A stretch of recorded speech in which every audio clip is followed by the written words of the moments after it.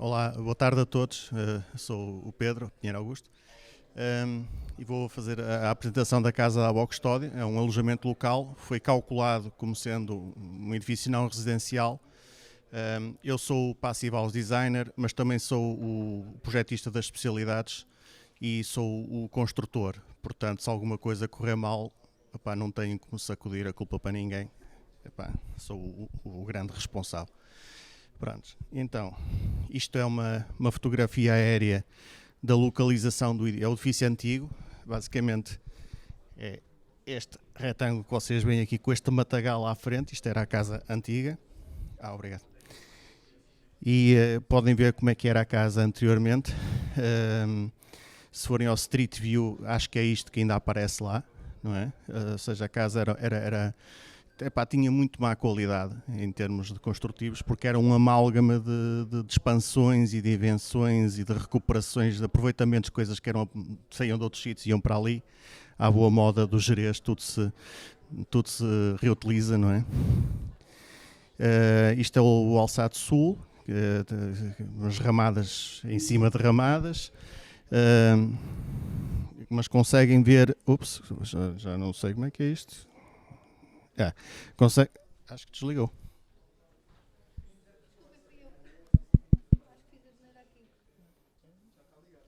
Alô? Estou? Não.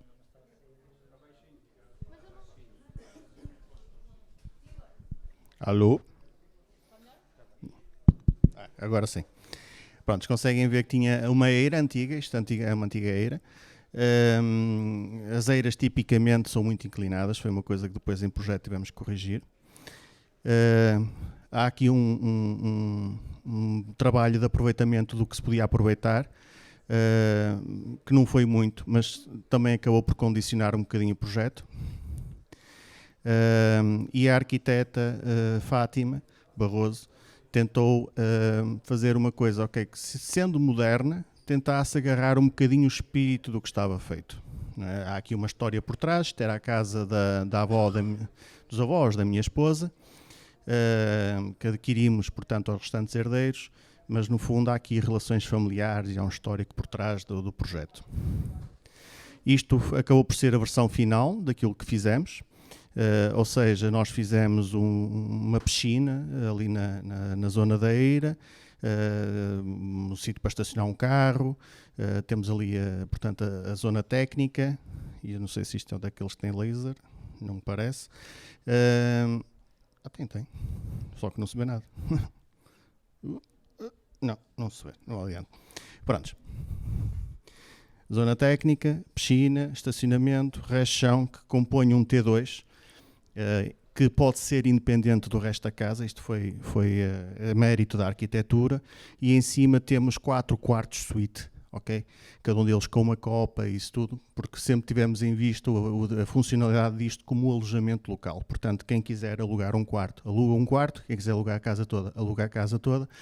E é possível alugar tanto o T2 como os quartos em separado, sem que as pessoas se cruzem, não é? E tenham que se conhecer, que é uma coisa que normalmente quem utiliza alojamentos locais valoriza muito, é que não ter que conhecer os vizinhos. Portanto, a mesma coisa em cima. Há ali aquilo que vocês veem sombreado são as mezanines, ou seja, de futuro ainda consigo expandir a capacidade da casa, mas neste momento elas não estão concluídas. Portanto, eu acabei por fazer aqui uma tramóia no cálculo, porque eu comecei o cálculo como sendo uma casa nova e acabei o cálculo como sendo um NRFIT. Porquê? Por causa do ensaio de estanquidade, que não foi aquilo que eu queria no início. Foi 0.8. É assim, o processo de fazer a estanquidade de uma casa de madeira é muito trabalhoso. Deu muito trabalho. Só consegui passar isto à segunda tentativa. A primeira foi uma catástrofe. Acho que a palavra certa é catástrofe, porque há toda uma série de pormenores que nunca ninguém avisa, não é? Uma pessoa é tipo caloeiro, tem que passar por elas, e basicamente houve houve descolamento de telas, epá, e toda uma série de coisas. E coisas que não fomos nós, não fui eu que fiz à primeira vez. Pensava que estavam feitas e depois verificou-se que não estavam feitas. Ou parecia que estavam feitas e não estavam. Eu já vos vou explicar melhor. Mas pronto, temos aqui também uma característica de projeto da casa, que é o aproveitamento das águas cinzentas e das águas pluviais. É um sistema de conjugação dos dois, em que o sistema que foi a Ecodepur que concebeu, basicamente gera a existência das duas águas em conjunto, ok? E basicamente vai gastando de uma ou de outra e armazenando o sobrante, não é, no depósito de 5.000 litros para utilização. O que faz com que a casa, tudo o que sejam águas cinzentas provenientes dos lavatórios e dos duches, sejam aproveitadas para utilização futura, principalmente nas sanitas, nas cisternas. Este é um sistema que no papel é muito bom, mas na realidade tem alguns senões. Entretanto, já tivemos a experiência de utilização do edifício. Este tipo de utilização tem tendência a deixar algum resíduo nas sanitas, é uma coisa que nós não estamos habituados. A água não é aquela coisa transparente da água da companhia, ou seja, a água não é potável, e tem tendência a ser diferente. Você olha para a sanita e vê ali uma coisa que não está habituado a ver. Pronto, isto é uma coisa que nós eu ainda não consegui resolver, ainda não tive tempo para isso. A casa ficou pronta há coisa de uns meses e teve em utilização até agora, e vamos ver se agora, neste período, haverá uma maneira, tipo filtros de carvão ou coisa parecida, para resolver isso. Não é que alguém se tenha queixado, mas eu não gosto, não é? E, portanto, se eu não gosto, haverá quem não goste. Depois as pessoas normalmente não se têm tendência, não sei se vocês têm algum conhecimento de como é que é um alojamento local, mas normalmente nós não falamos com os clientes. Eles fazem as coisas online, gostam muito. Se fizerem um review, estão cheios de sorte, mas não há cá comunicação nenhuma. Portanto, é uma coisa que me aborreceu. Também tive um problema, que foi uma lição para o futuro, em que, apesar de termos feito os testes hidráulicos,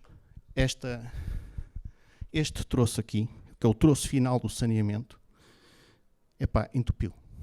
E só descobri quando uma cliente diz: eu gostei muito da estadia, muito obrigado, foi maravilhoso, mas olha, à beira da piscina cheira um bocadinho a saneamento. E eu: o que é isso? Mas porque não é suposto cheirar a saneamento? E descobri que esta caixa estava completamente cheia. E, portanto, gerou-se aqui um problema, que ela encheu, isto fez refluxo para trás e foi-me afetar aqui o sistema, porque não era suposto ter preciso, tem uma inclinação franca, uma válvula anti-retorno. E eu tive que não só desentupir aquilo em cima da hora, como também basicamente anular o sistema para a casa continuar a funcionar normalmente, o que aconteceu. Pronto, isto é outra lição para o futuro, que é, às vezes os ensaios, se não são exaustivos, podem não mostrar bem o que a gente tem ali. Pronto, de resto, a casa tem um sistema de recirculação das águas quentes. Eu ainda tive a ideia de ter também o aproveitamento das águas quentes dos duches. Desisti, porque não só na altura final do projeto já estava a haver muitos euros, não é, na conta final da casa, como ainda por cima a complexidade técnica da casa já ia num tal ponto que eu comecei a pensar em salvaguardar-me um bocadinho. Ou seja, basicamente todas estas coisas foram novidades, nunca ninguém tinha feito isto, com quem eu falava, e as pessoas que me trataram de fazer a instalação, era tudo novidade. E o aproveitamento do calor das águas do duche ia ser mais uma novidade que nunca ninguém tinha feito, e tudo na esperança que corresse bem à primeira. Pronto, é óbvio que uma pessoa chega a certa altura e começa a ter medo, não é? E então eu desisti disso e avancei sem essa situação. Em termos de práticos, eu não vos posso dizer se isso faz diferença ou não. Tenho quase certeza que não, porque a verdade é que as contas de eletricidade, aquilo que se gasta para o aquecimento das águas quentes, é tão reduzido. Eu tive uma ocupação ao máximo durante um mês inteiro e a conta ao fim do mês de eletricidade foram 100 e poucos euros. Portanto, vale a pena? Não me parece. Mesmo este sistema de aproveitamento das águas residuais, isto é um investimento em que, se formos a pensar no retorno financeiro, é perdido o dinheiro. Basicamente é uma questão de afirmação de ecológica, essas coisas todas, é uma afirmação de princípio, mas em termos financeiros não acredito que veja o retorno alguma vez desse sistema. Prontos. Quem fez o projeto de ventilação foi a Ciber, a quem agradeço imensa colaboração, tanto da Ciber como da Ecominho, que foi instalador. Funciona maravilhosamente. Teve que se fazer alterações durante a obra, com as quais pude contar com a colaboração total deles. Uma das alterações que nós fizemos foi por causa daquelas mezanines, também foram uma alteração em obra, em que basicamente a minha preocupação foi que fosse assegurada a ventilação do ar por cima das mezanines. Estamos a falar do desvão do telhado, e eu tive a preocupação que naquele canto o ar estivesse morto. Então, basicamente, o que se improvisou, entre aspas, foi uma comunicação entre essas mezanines e a casa de banho que está por debaixo, de maneira a garantir a circulação do ar nesse local. Por uma questão de acústica, o que acontece nos quartos é que a porta é estanque. Nós estamos a falar de portas muito pesadas. Não sei dizer o peso exatamente, mas são 2 pessoas que têm dificuldade em levantar uma porta daquelas. Portanto, imagino que andará na casa dos 70 kg, 75 kg aproximadamente, uma porta, okay, de cada quarto. E depois é vedada perimetralmente, em toda a volta. Ou seja, a porta é mesmo estanque, porque para termos efeito a nível da estanquidade à acústica, também temos que fazer a estanquidade ao ar. Resultado, isso obrigou-nos a que a renovação do ar do quarto fosse compensada, ou seja, o ar que é insuflado no quarto é o ar que sai na casa de banho. Todos estes quartos estão compensados e depois temos uma insuflação adicional, vocês não conseguem ver, se calhar é difícil, mas na zona do hall do primeiro piso, aqui neste momento não tem essa alteração, mas foi aplicado mais uma insuflação só para a renovação do ar deste local, que depois é recuperado em baixo. Ou seja, nós temos ao fim e ao cabo o T2, os 4 quartos, mais a zona do hall, que são zonas independentes de ventilação, todas elas estão compensadas. Isso foi preciso por causa da acústica. Okay? A ventilação é uma Ciber, uma Excellent 400, que é necessário para este tipo de caudais. E a casa foi feita em light wood frame, projeto meu, e depois foi executada pela Valema. Nós temos aqui um 3D. Eu peço desculpa, porque isto é uma fotografia de um ecrã. Eu não sei o que é que fiz ao projeto, a versão 3D do projeto. Isto é a única coisa que sobrou. Eu, entretanto, ando para pedir isto outra vez à Valema, só que a vida continua e é para a frente, não é? Mas, basicamente, nós temos aqui todo um sistema de travamentos, por causa da questão sísmica. A casa está relativamente bem apoiada e trabalhada, não vibra, que é uma coisa que foi a primeira vez que fiz um projeto de estruturas de madeira e fiquei admirado, porque aquilo é mesmo sólido, pelo menos. Pronto, tenho que agradecer ao projetista, que foi muito bom, fui eu. Correu muito bem nesse aspecto. Nós estamos a falar de que o próprio projeto de estruturas tinha os pormenores necessários, não só para a estabilidade, como também para o isolamento, porque o grosso do isolamento da casa foi feito dentro das paredes e, portanto, tinha que ser feito quando da estrutura. Nós estamos a falar das paredes exteriores serem paredes com fachada ventilada, ou seja, para fora do painel USB não tem isolamento. Para dentro temos a preenchimento da parede e depois por dentro ainda, no interior, posteriormente, vamos ver ali na fotografia, há um isolamento adicional. Ou seja, em grosso modo, as paredes do piso inferior têm 15 cm de largura, estão preenchidas com lado de rocha. As paredes do piso superior têm 10 cm de largura, estão preenchidas com lado de rocha. E depois, por dentro, estão ainda forradas com isolante acústico de têxtil, de 2 cm, para fazer o corte térmico para os montantes do pladur, não é? Do gesso cartonado, que nós ouvimos nas nossas sessões de passivas. Vocês não usem isso, que aquilo é uma transmissão térmica horrível, mas não há alternativa. Quando a gente fala de alternativas, o pessoal que não sabe que existem alternativas ao pladur, é escusado. As coisas não funcionam. Pois se a gente quer os materiais, já queremos um painel sanduíche destes de EPS, o que é? Mas vocês vendem, está aqui um catálogo, eu nunca vendi disso, não sei, pronto. As coisas não funcionam e acabamos por ter que usar aquilo que há. E então, esse tipo de pormenorização foi todo incluído dentro do projeto de estruturas, não é? Estamos aqui a falar de transições, de sítios sem parede, para sítios que não têm parede de pedra, não sei o que, não sei o que mais. E isto não funciona. A cobertura foi feita com painéis sanduíche da Ondoterm, acho que é assim que se chama, que depois ainda foi acrescentado mais, ou seja, tem 6 cm de XPS com a face inferior em abeto, a face superior em aglomerado hidrófugo. Depois ainda levou mais 16 cm de XPS, 20 no total na cobertura, e depois tem um telhado tradicional que toda a gente no campo de Gerês me aconselhou a não pôr, porque aquilo só dá problemas. E porquê? Por causa da falta de projeto de cobertura que eu fiz. E o senhor que me fez o telhado disse que foi a primeira vez que vi um projeto de um telhado. Ok? Está cheio de novidades, em que tinha à disposição das telhas de ventilação, que era outra novidade, que ninguém tinha telhas de ventilação, e por isso é que as coisas decorrem mal neste tipo de climas. Aquilo acaba por escamar o telhado todo. E foi um telhado de construção seca, incluindo o cúmio, que é uma fonte de problemas. Se vocês conseguirem fugir daquela coisa, isso a gente assenta o cúmio com massa. Não assenta nada, esqueçam isso. Tem tudo para correr mal.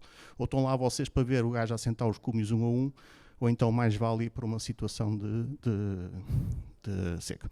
Eu, telhados, também tenho um handicap, eu tenho vertigens, eu não vou a telhados, ainda não comprei um drone para ir ver o que é que eles andam a fazer, e portanto eu sei que houve coisas que eles fizeram que não ficaram bem, porque a pessoa que veio a seguir, encontrei lá umas telhas em cima, estavam lá pousadas no telhado, e eu não sabia. Pronto, isto é só novidades. Mas de resto, conseguimos. Então fomos para a obra. Isto é, portanto, aquela casa velha depois da demolição. As paredes que vocês veem foram, grosso modo, as que se aproveitaram. E depois houve ainda a necessidade de compor isto tudo, mais ou menos. O projeto da casa, como já perceberam, é basicamente uma casa dentro da casa, não é? Em que nós temos pronto, depois das demolições, procedemos a fazer a camada de drenagem, todas as infraestruturas estão ali feitas, e depois tivemos que andar a compor todas estas paredes para estabilizar, não é? E depois de fazer aquilo, tivemos que preparar basicamente o isolamento, as telas anti-radon, e a armadura para fazer um ensoleiramento, os muros de contenção, o isolamento de todos os atravessamentos que vocês podem ver ali, que é outra coisa que acho que não correu bem no ensaio de estanquidade, porque depois de fazer o ensaio eu descobri que havia sítios que não estavam tapados. Portanto, eu imagino que se fizesse outra vez o ensaio, se calhar dava melhor, mas neste momento o relatório que eu tenho diz 0.8. Portanto, assim se fez aqui o ensoleiramento geral, que é complexo, mas pronto, está feito. Conseguem ver aqui o pormenor do isolamento das testas da laje, não é? Basicamente todas as camadas dobram, acompanham a laje. E assim começámos com a casa. Estes foram painéis, foram quase todos pré-fabricados. Só, não sei se vocês se aperceberam que havia uns painéis vermelhos no 3D. Esses painéis vermelhos foram fabricados em obra porque eram os fechos. É a maneira do construtor basicamente garantir que as coisas batiam certas. Era fabricar os últimos painéis em obra para acertar qualquer diferença que houvesse. Pronto, assim foi. E continuamos aqui com a execução da obra. Sim, senhor. Pronto. A construção em madeira, no geral, eu acho que foi uma experiência muito positiva. O que mais me maravilhou foi a facilidade com que se corrigem problemas no momento. Isso não vai ficar bem. Então desmonta e faz outra vez. E passado meia hora está feito. E isto é incrível. Este pilar que vocês veem aqui no meio, eu só no fim é que me apercebi que o sítio do pilar estava muito mal escolhido, porque quem escolheu o sítio do pilar foi o engenheiro de estruturas, que fui eu. E depois, quando chegou a senhora da decoração, que é a minha esposa, percebeu que o pilar estava a estragar tudo. Não dava para meter nada dentro de casa, porque o pilar estava basicamente 1 metro a estorvar, não é? Este pilar está aqui a estorvar, então muda-se o pilar de sítio. Pronto, sim, mudou-se o pilar de sítio, não é? Eu verifiquei as contas e a vida continua. Se fosse numa casa de betão armado, isto não era fácil, ok? Prontos. Portanto, continuamos aqui com a obra. Com licença. Vocês podem ver aqui os painéis sanduíches foram utilizados, com 6 cm de XPS, já vêm em cima ali aplicados. Já se começa a ver aqui o aspecto final do edifício. Entretanto, se preencheu as paredes entre os quartos, tem 8 cm de lado de rocha de muito alta densidade, cerca de 100 kg. Em termos de transmissão acústica por ar, a casa está aérea, não é? A casa está muito bem conseguida. Em termos de transmissão acústica por percussão, eu fiz o melhor que sabia, mas não é perfeito. Quer dizer, se andar alguém a correr no piso de cima, eu consigo ouvir no piso de baixo, mas acho que não há milagres, não é? Isto é a paisagem da casa em inverno. Vocês conseguem ver ali, conseguem já distinguir o rótulo das águas de Fastio, é aquele cantinho ali do lado direito. Esse é a Veiga do Campo de Xerez. Prontos. Entretanto, entre as janelas, foi a Brás Janela que me forneceu as janelas, são Galen S8000, que são muito, muito boas. Aquela coisa da condensação pelo lado de fora da janela é uma realidade. Isto no inverno, ou só entrar em casa, apesar de estarmos numa obra e não ter climatização e a casa estar ainda assim agradável, é uma experiência fora do normal. E ver a condensação nas janelas exteriores, não é? Por fora da janela. Ok, o vidro não tem nada de especial. Por uma questão de segurança, todos os vidros são laminados por dentro. Depois continuamos aqui com os revestimentos exteriores. Isto é correção da ponte térmica das madres. As madres se prolongam para fora da estrutura e foram corrigidas termicamente desta forma. Ok? As infraestruturas, houve aqui, eu se calhar tinha feito isto de outra forma, se fosse hoje, acabaram por ocupar um bocadinho mais espaço do que eu queria. Se fosse hoje, se calhar tinha feito estas infraestruturas todas dentro da parede a atravessar os elementos de madeira, mas na altura o engenheiro projetista não quis e depois arrependeu-se. Ok?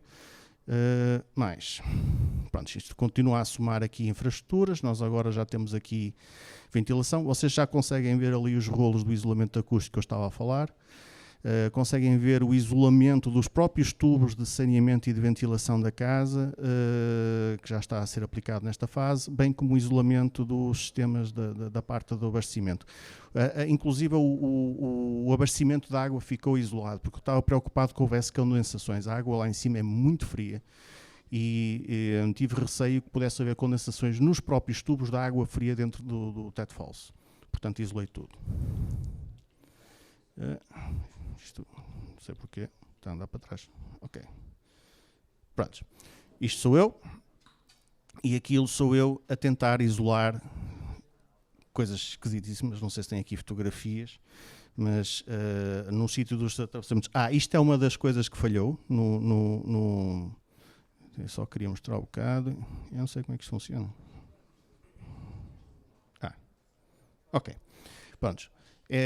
Há um sítio da casa onde houve um acumular de atravessamentos. Okay? Estamos a falar de além dos tubos da ventilação, que são estes dois tubos grandes, estamos a falar de umas dezenas de tubos de eletricidade que passavam ali, apesar da concentração, ou seja, tentou-se minimizar, mas mesmo assim eram muitos. E isto levou a um trabalho de artista para fazer e eu não sei porque não pus aqui essa fotografia. E aqui temos o ensaio de estanquidade, que acabou por dar os 0.8. Mas dá só da segunda, porque da primeira aconteceram coisas tipo isto, em que uma pessoa via de fora, via a fita cola aplicada, mas depois chegava lá com o dedo e conseguia tirar a tela fora, porque a fita cola só estava na tela. E isto foi coisas cujo somatório contribuiu para a catástrofe do primeiro ensaio. Aqui já conseguem ver o isolamento têxtil, que faz a correção da ponte térmica do pladur. Foi a solução que eu encontrei na altura. Eu não recomendo, pelo simples motivo que ainda hoje penso que este material é extremamente combustível. Okay? Isto arde bem. Está enclausurado dentro da parede, ensanduichado em lado de rocha, mas mesmo assim penso nisto. É uma das coisas que me preocupa. De resto funciona muito bem. Pronto, continuamos o trabalho, já entramos aqui com o pladur.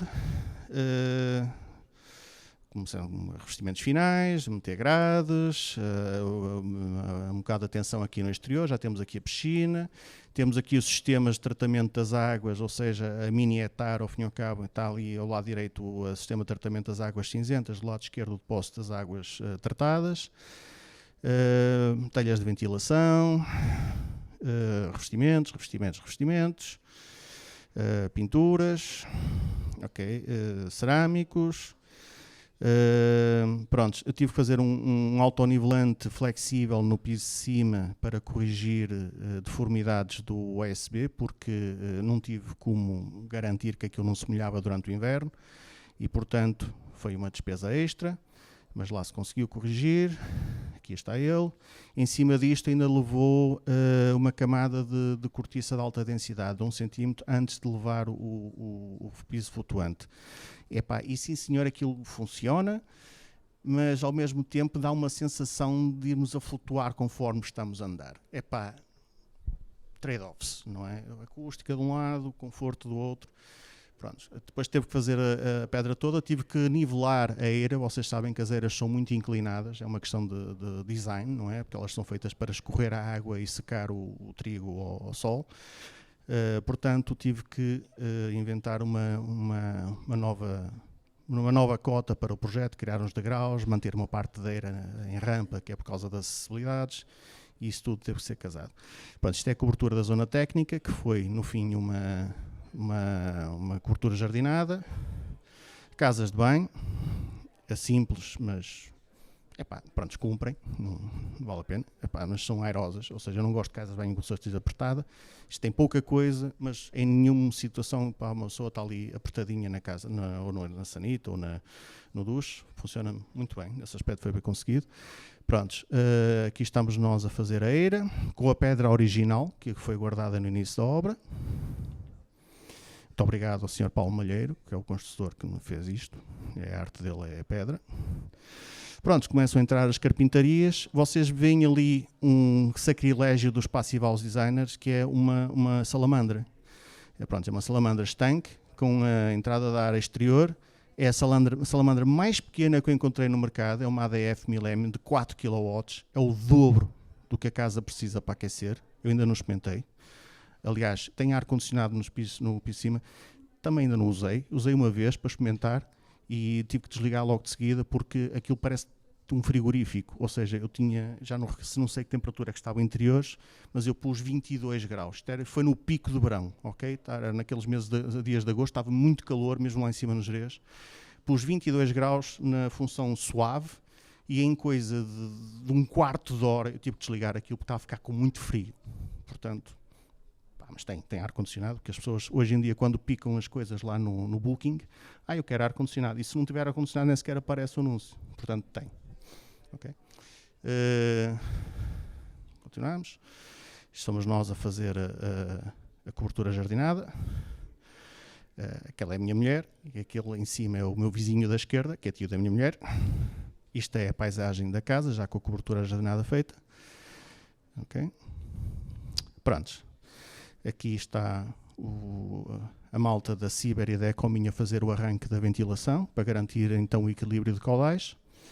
Muito obrigado. Um trabalho excelente.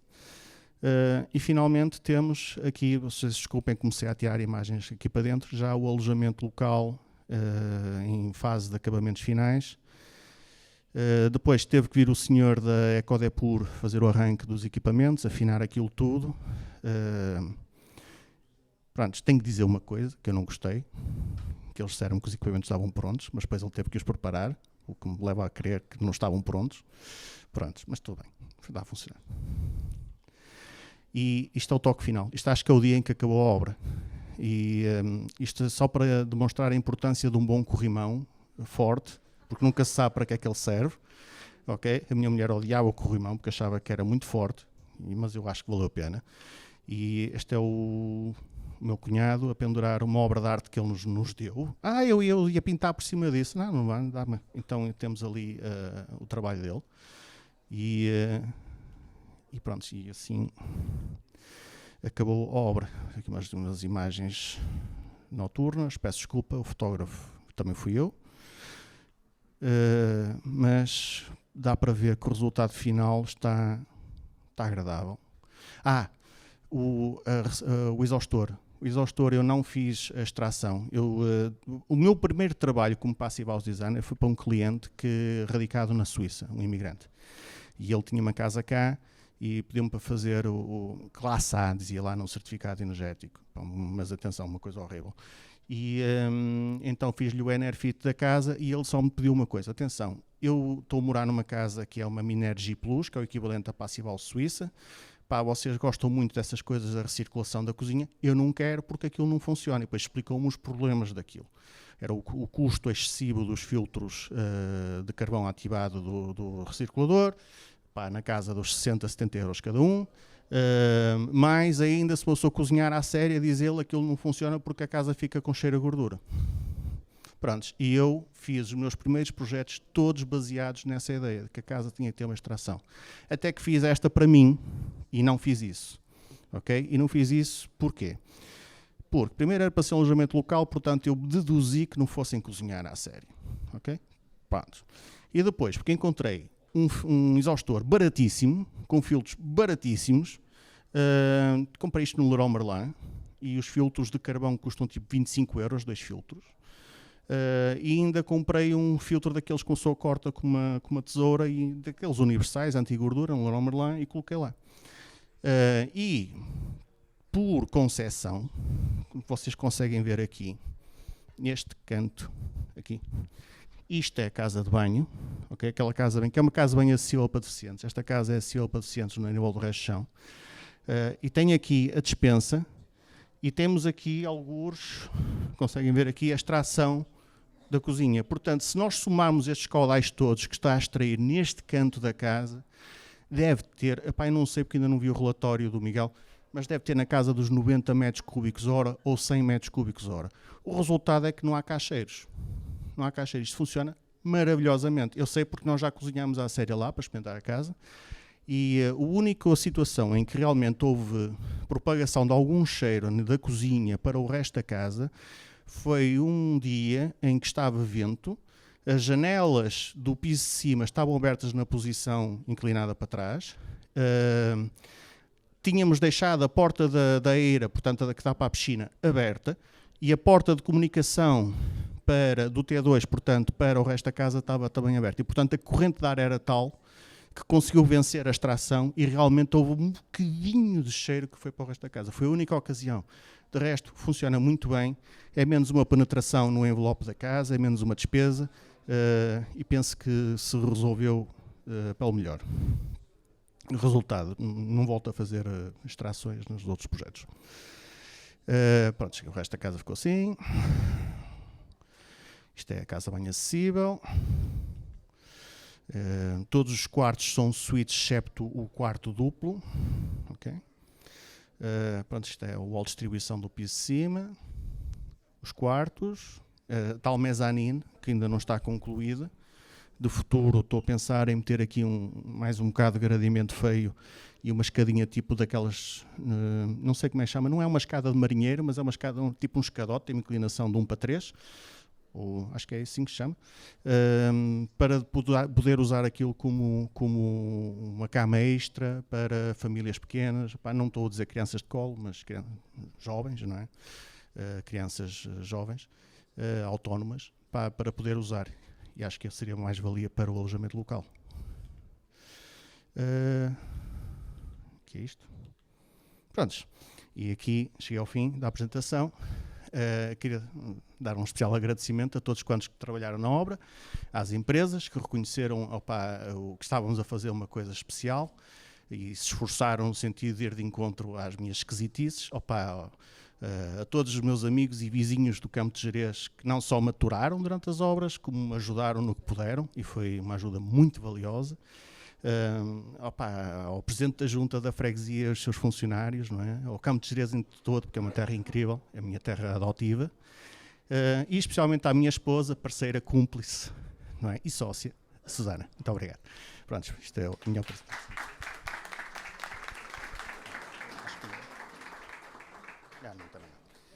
Não sei se tem alguma questão.